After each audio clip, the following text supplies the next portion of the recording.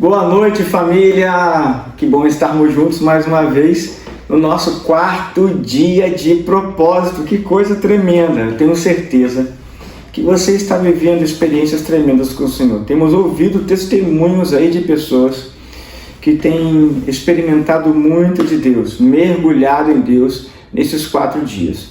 E hoje, quinta-feira, nós estamos em 12 horas de jejum. Talvez você já tenha entregado o seu no início da tarde, no finalzinho da manhã, ou você ainda esteja nesse tempo de jejum por ter iniciado o seu jejum no período da tarde para se encerrar agora à noite. Seja qual for, eu tenho certeza que daqui a pouquinho, se você for entregar o seu jejum, você vai estar orando, você vai estar meditando mais um pouquinho na palavra, hoje no Evangelho de João, capítulo 4. Se você não leu ainda, eu te convido a ler. Não jejue apenas, sem que você mergulhe na palavra. Então a gente está nesse propósito. É oração, jejum e imersão no Evangelho de João. Então nós estamos num tempo de jejum, nos abdicando de alimentos, especialmente hoje na quinta-feira, toda terça, quinta e domingo. A gente também tem um jejum de 12 horas, mas também está inserido no propósito a imersão no livro de João, Evangelho de João. E cada dia do propósito é um capítulo específico para aquele dia. Hoje o capítulo 4. O capítulo 4 é tremendo, é maravilhoso. O capítulo 4, ele se inicia com um encontro transformador. O encontro de Jesus com a mulher samaritana. Um texto tão conhecido.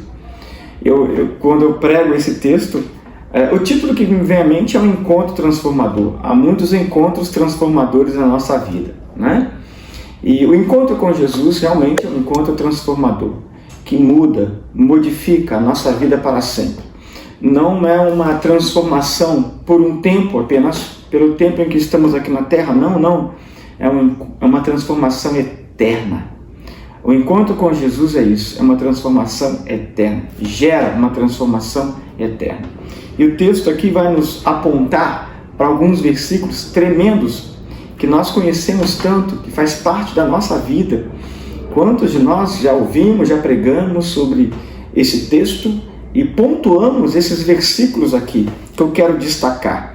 Quando a mulher vai buscar água naquele poço, no versículo 7, Jesus já estava ali e Jesus então diz para aquela mulher, dá-me um pouco de água.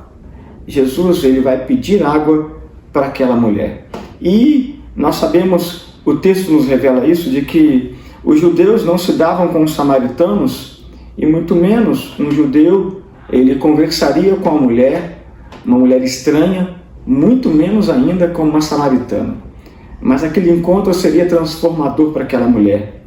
E o texto vai discorrendo e vai dizer assim a partir do versículo de número 9: então a mulher samaritana perguntou a Jesus, como sendo o Senhor um judeu, pede água a mim que sou mulher samaritana? Ela disse isso porque os judeus não se dão com os samaritanos. E no versículo 10 Jesus vai responder: se você conhecesse o dom de Deus e quem é que está te pedindo água para beber, você pediria e ele daria água viva. Aleluia! Ao que a mulher respondeu: o Senhor não tem balde, o poço é fundo. De onde vai conseguir essa água viva? Por acaso o Senhor é maior do que Jacó, nosso pai, que nos deu o poço, do qual ele mesmo bebeu, assim como os seus filhos e o seu gado? Jesus responde no versículo 13, que tremendo: quem beber desta água voltará a ter sede. Mas aquele que beber da água que eu lhe der, nunca mais terá sede. Nunca mais terá sede. Pelo contrário, a água que eu lhe der será nele uma fonte a jorrar para a vida eterna. Eu gosto dessas comparações que a palavra nos revela alguns elementos da natureza para alguns destaques espirituais. Aqui no caso é água. Jesus é a água que precisamos para não apenas matar uma sede temporária, mas uma sede eterna, uma sede de Deus. E quando bebemos dessa água, não apenas saciamos a nossa sede, mas passa a jorrar do nosso interior uma fonte de água inesgotável, uma água que jamais vai se acabar. Jesus estava dizendo de algo espiritual, usando o elemento natural para transformar aquilo em algo espiritual. Jesus é esta água que precisamos. De que você tem sede? Qual é a sua sede? Qual é a sua sede? Aquela mulher teve sede. E quando a gente está com sede, não adianta tomar refrigerante. Não é? Nós estamos até no propósito de não bebermos refrigerante nesse tempo. Refrigerante por ele mesmo não mata a sede. Quando a gente está com sede mesmo, só água mata a sede. Tem sedes que temos que somente Jesus pode saciar. Há uma fome e uma sede no nosso interior que não é dinheiro que vai saciar. Não são pessoas que vão saciar.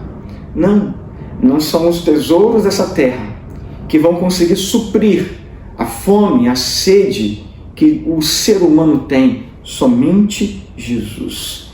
E Jesus vai dizer então no versículo 14, que é um versículo tremendo: aquele que beber da água que eu lhe der, nunca mais terá sede. Eu quero beber desta água.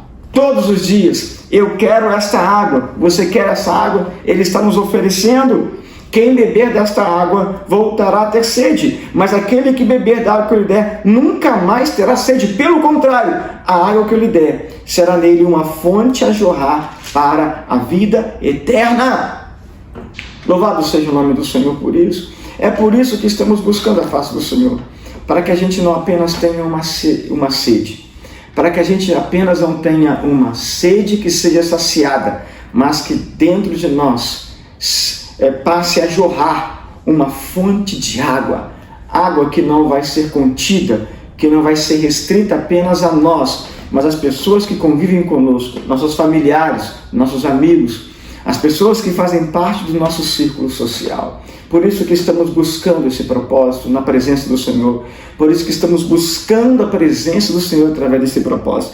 E o texto continua, porque no versículo de número 23 também tem algo tremendo, porque o Senhor vai trazer uma revelação para aquela mulher. Ele vai dizer assim: mas vem a hora, e já chegou, em que os verdadeiros adoradores adorarão o Pai em espírito e em verdade, porque são esses que o Pai procura para seus adoradores. Deus é espírito, e é necessário que os seus adoradores o adorem em espírito e em verdade. Está falando de nós, está falando da igreja, ou seja, esta é a hora, e esta hora chegou. Deus está à procura de verdadeiros adoradores, pessoas que sejam capazes de adorá-lo em espírito e em verdade, pessoas que não vivam uma vida superficial, uma vida espiritual superficial. Não existe vida espiritual superficial. A vida espiritual só é construída quando mergulhamos, quando emergimos, quando deixamos que as águas do Espírito nos levem, nos carreguem. Na verdade, os ventos do Espírito possam nos levar, nos conduzir. Não existe uma vida espiritual superficial. Ou mergulhamos, ou estejamos completos nele, ou não.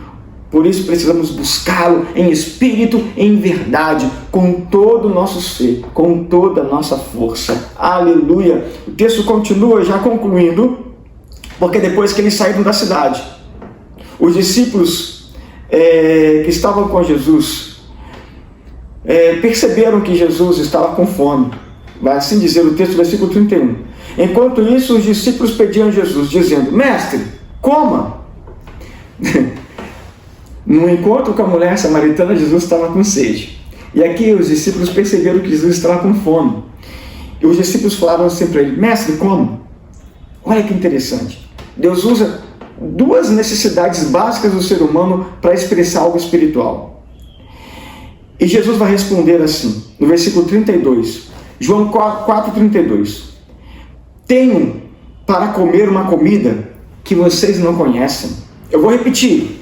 Tenho para comer uma comida que vocês não conhecem. Então os discípulos começaram a dizer entre si: será que alguém lhe trouxe algo para comer?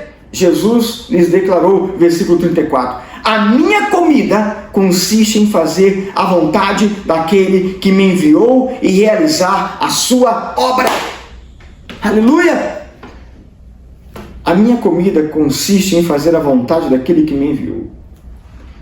Aleluia! Quando bebemos dessa água, não apenas saciamos nossa sede, mas no nosso interior passa a jorrar uma fonte de águas inesgotáveis. uma sede que é saciada e uma fome que é saciada. Jesus aqui no caso usa 2 elementos essenciais para nutrir o corpo, água e comida, para exemplificar como devemos viver a nossa vida espiritual. Viver de acordo com a vontade de Deus. Viver de acordo com a vontade de Deus nutre a nossa vida espiritual. É nutrição, é comida. Precisamos nos alimentar daquilo que Deus tem para a nossa vida. Aquilo que Deus tem para nós como vontade dEle. Nós nos alimentamos de comidas contaminadas. Muitas vezes a nossa vontade é uma comida que nos contamina.